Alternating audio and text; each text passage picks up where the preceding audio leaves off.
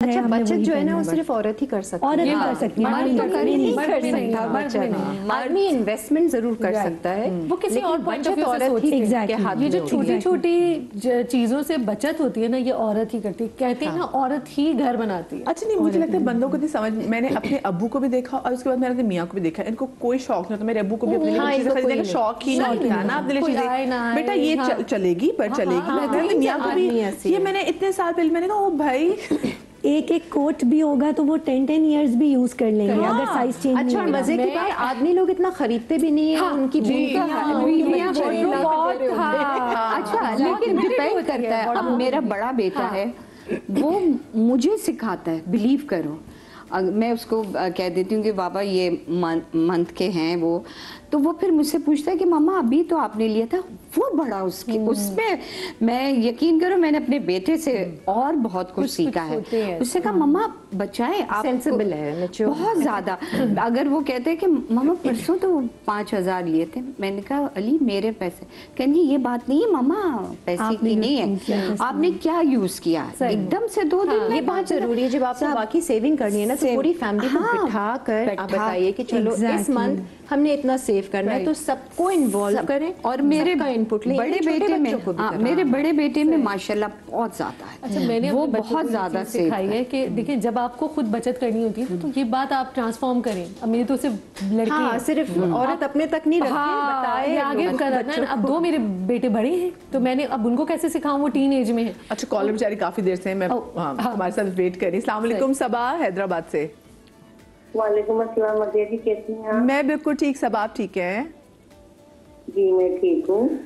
कैसे करती हैं सबा आप अपने अच्छे तरीके से घर के खर्चे कैसे करती हैं, ये बताएं। आप कहाँ बचत करती हैं और कैसे? जिस महीने मेरे हाथ में पेंशन आती है तो उस महीने माशाल्लाह से 10,000 बच जाते हैं। अच्छा, सेविंग पहले निकाल लेती है या एंड में निकालती है? जो बचता है वो सेविंग? नहीं, जैसे 1000 रुपए रोज के रखती हूँ, उसके अंदर से पैसे बचाती रहती हूँ। जैसे 200 बचा लिए, 300 बचा लिए, जबरदस्त, इस तरह करती रहती हूँ। और फिर जैसे मुझे कपड़ों के पैसे दिए, बच्चे के किराए वगैरह का भी दिए तो मैं पैदल चली जाती हूँ, वो बचा लेती हूँ। अच्छा समझ, आप करती क्या है ये बताएं मुझे पहले। मैं हाउस वाइफ हूँ। हाउस वाइफ हैं, और आपके हस्बैंड क्या करते हैं? वो आर्मी में से रिटायर हो गया, वे ना एक स्कूल में एडमिन ऑफिसर है।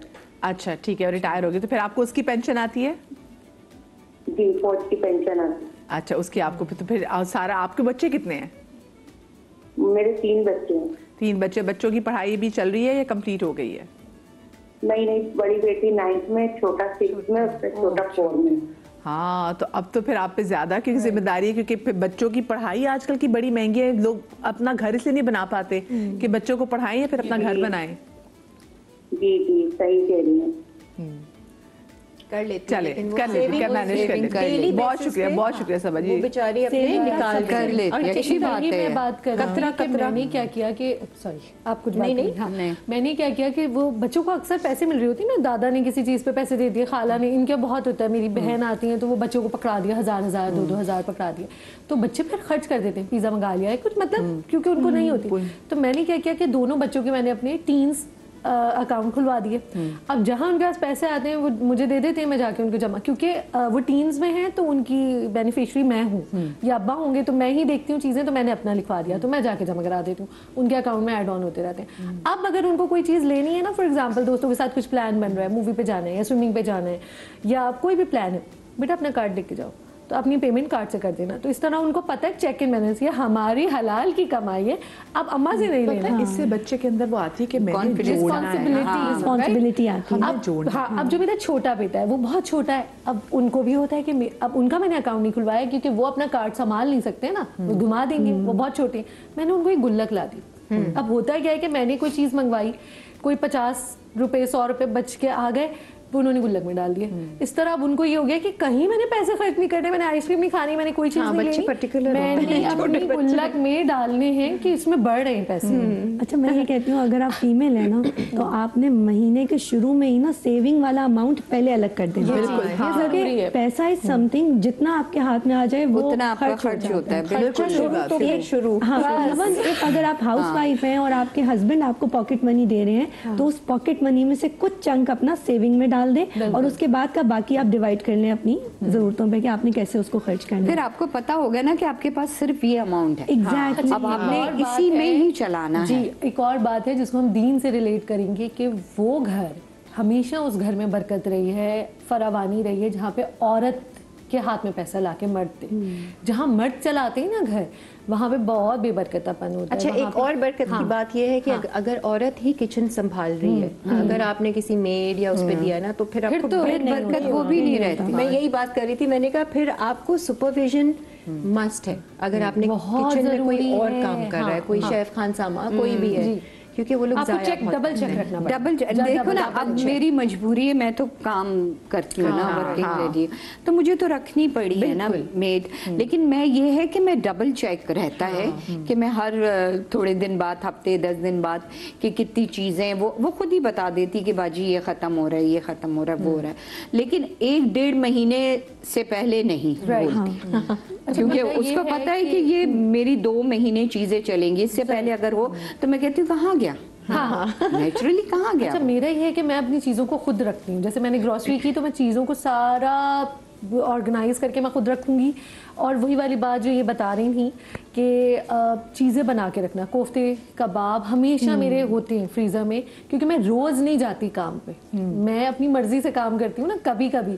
तो मैं नॉर्मली घर पर होती हूँ, बच्चे स्कूल चले गए, उसके बाद जनाब एक दिन मैंने कबाब बना के रख लिए, एक दिन मैंने कोफ्ते बना के, गोश्त में इकट्ठा लेकर आती हूँ, निहारी का अलग पैकेट बना के रख दी, बिरयानी के अलग, तो ऑर्गेनाइज करके मैं रखती हूँ। एक और चीज़ मैं मज़े की बताऊँ, जल्दी से एक टिप बता देती हूँ। जैसे आजकल टमाटर बड़े सस्ते हुए हैं, तो मैं क्या करती हूँ, जब टमाटर सस्ते हैं ना, आप टमाटर ले आए अच्छे खासे। हाँ, अब आपने क्या किया कि टमाटर, लहसुन, अदरक, प्याज और हरा धनिया डंडियों के साथ आपने उसको थोड़ा सा पकाया, थोड़ी देर, ऑयल नहीं डालना है आपने, सिर्फ उसको पकाना है, गाढ़ा गाढ़ा आपने पका लिया।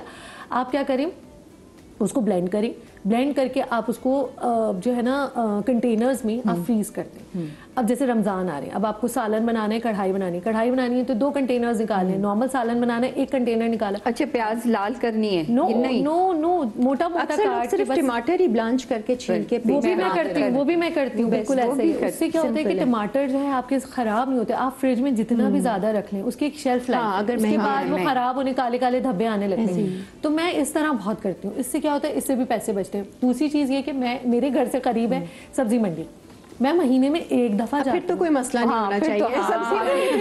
फिर तो आप ये ना कर। नहीं, ये तो मैं रमजान के लिए करती हूँ, मैं हर वक्त रमजान में रमजान के लिए बहुत आप ड्रेन हो जाते हैं। हाँ, मैं हर वक्त नहीं करती, मैं रमजान में ये करती हूँ, टमाटर वाली जो मैंने बात बताई।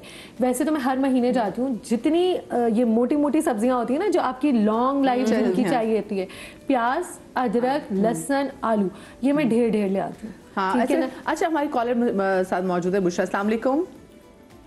अस्सलाम वालेकुम मदिया, क्या हाल है? बिल्कुल ठीक बुशरा, आप ठीक हैं? अल्लाह का शुक्र है। मदिया, पहले तो आपके शो की और आपकी होस्टिंग की तारीफ करनी है कि बिल्कुल एक नेचुरल सा फील होता है, जैसे हम आपस में बैठ के कोई गपशप कर रहे होते हैं। ऐसा ही है बिल्कुल। आप सुबह टीवी खोले और आप मदिया के ना वो लाउंज में एंटर हो जाए, बस। हम भी यहाँ नाश्ता ही कर रहे हैं। जी। और दूसरी जो टॉपिक चल रहा है उसके हवाले से बताना है कि बच्चों को गाइड हम करते हैं कैसे करना है। जैसे ग्रॉसरी लेने जाते हैं तो मैं अपने बच्चों को साथ लेके जाती हूँ, तो उन्हें पहले से पता होता है हमें क्या चीज लेनी है, हमारी क्या लिमिट्स है। तो साथ जाते हैं तो रेट का पता होता है, हाँ जी ये चीज इतने की आती है, ताकि उन्हें पता होता है कि जी माँ बाप की क्या बजट है, क्या चीज हम ले सकते हैं। उनकी मर्जी की भी कभी लेते डिसीजन नहीं कि उनको बिल्कुल ही हम वो कर देते हैं कि नहीं, लेकिन उन्हें पता होता है कि हमने ये चीज हम अफोर्ड कर सकते हैं, ये नहीं कर सकते। बिल्कुल। तो ये चीज मेरी माशाल्लाह 2 बच्चियां हैं, आगे पीछे की हैं, तो हम उनके लिए कपड़े लेते हैं तो हमें पता होता है, मतलब लेती हर एक अपनी मर्जी की है, लेकिन उन्होंने शेयर करने हैं, वो पहन सकते हैं, दूसरे भी पहन सकते हैं, ये नहीं कि नहीं ये मेरी चीज है। तो वो शेयरिंग की आदत बच्चों में डालना जो है, हम डिस्कस करवाती है फिर आपका ये इसी तरह घर में छोटी छोटी चीजें फ्रीज करके रखना बचाना, और खासतौर पर बच्चों से को बताना कि ये चीज हमने इसलिए रखी है, इसलिए नहीं कि जिस वक्त दिल चाहे निकाला वो फ्रीजर खोला फ्रिज खोला उसको यूज कर दिया। बिल्कुल सही बात। फिर बाद वो इरिटेट भी होते हैं, ये नहीं कि नहीं होता, लेकिन फिर उन जब वो चीज किसी टाइम पे यूज होती है फिर उन्हें हम करवाते हैं बाबर देकर ये इसलिए रखी हुई थी, फिर उन्हें इस चीज से समझ आती है। तो ये चीजें हमने अपनी माँ से सीखी। हाँ देखे ना, वो वाकई हम बहुत सारी चीज़ें वाकई हमने अपनी अम्मियों से ही सीखी है, तभी फिर अपनी ज़िंदगी पे वो आगे अप्लाई भी करें। बस कोशिश होती है कि कोई भी अगर ऐसी चीज़ हो ना तो ज़िंदगी में किसी से उधार मांगने की आपको ज़रूरत ना पड़े। आप जो भी चीज़ें करें ना अपनी चीज़ों को देख के प्लान करें कि आप कमा कितने रहे हैं और इस कमाई में कितनी आपकी लग्जरी है। अच्छा अभी मुझे किरण आप ये बताएगा, क्योंकि देखें आगे जब ईद आएगी तो लोग बोलेंगे जी ईद के कपड़े कितने महंगे हो गए हैं, फिर आपने ये बात भी की भी तो सेल भी लगने वाली है रमजान से पहले, सो व्हाई नॉट हम उस ईद के कपड़े पहले लेके रखें। बिल्कुल आपको पता है ये अब सेल लगेगी। इवन बहुत सारे लोग जैसे ये बता रही है ना कि ये फ्रोजन आइटम्स बना लिए, रोल्स वगैरह बहुत पहले ले लिया, क्योंकि रमजान में आपको हर चीज फिर हाई प्राइस फल एक ऑब्वियसली आपका वो है कि जी अब वो तो उसी वक्त ही फ्रेश लेना है। लेकिन मैं लोगों से कहती हूँ कि रोज अब फल महंगा हो गया है, आप मत बनाए फ्रूट चाट। जरूरी नहीं है, किसी दिन स्मूदी बना लें, किसी दिन आप फ्रूट काट लें। मैं लोगों से देखती हूँ लोग ये बात करते हैं कि जी फल बहुत महंगे हो गए फ्रूट चाट बनानी, अरे भाई छोड़ दें। मदिया एक बात है, कितने भी महंगे हो गए हर घर में फ्रूट चाट बनती ही बनती है, और सब ले रहे हैं और हर तरह के रेट्स भी, लेकिन हर इलाके में फिर आप कहते हैं जी कि ओहो हमारे रमजान में खर्चा बहुत ज्यादा हो गया। वही बात है, रमजान तो आपको सिखाई ही रहा है कि आपने नफ्स मारना कैसे है, आपने सिंपलिसिटी से करना है। आप आराम से 2 खजूर, उसके बाद आपने एक चले दही बड़े कोई ऐसी चीज कर लें और खाना खा लें, डायरेक्ट खाना। इवन इफ अगर आपने फ्रूट चाट बनानी भी है तो इट डजंट मीन कि आप नॉन सीजनल फ्रूट्स को भी डालें। जो सीजनल फ्रूट्स हैं जो सस्ते मिल रहे हैं आप उनकी फ्रूट चाट बना लें, वो भी बहुत, बल्कि फ्रूट चाट भी बहुत महंगी हो जाती है। केला, सेब, अमरूद, कीनू, अब तो ये 4 चीजें डलती है ना। तक गया था केला, 250 रुपए तक चला गया था, इवन 400 रुपए तक गया था, 250 से 400 तक चला गया था रमजान में। आपके तो करीब है सब्जी मंडी, हम तो ले आते हैं। कम्युनिटी के उसमें भी अगर आप एक कम्युनिटी में या बिल्डिंग में है और अगर कोई जोड़िया बाजार जा रहा है, कोई एम्प्रेस, आपने लोगों से पूछ लिया भाई ये चाहिए तो चलो 1-2 लोग मिलके उन्होंने पैसे वो दे दिए।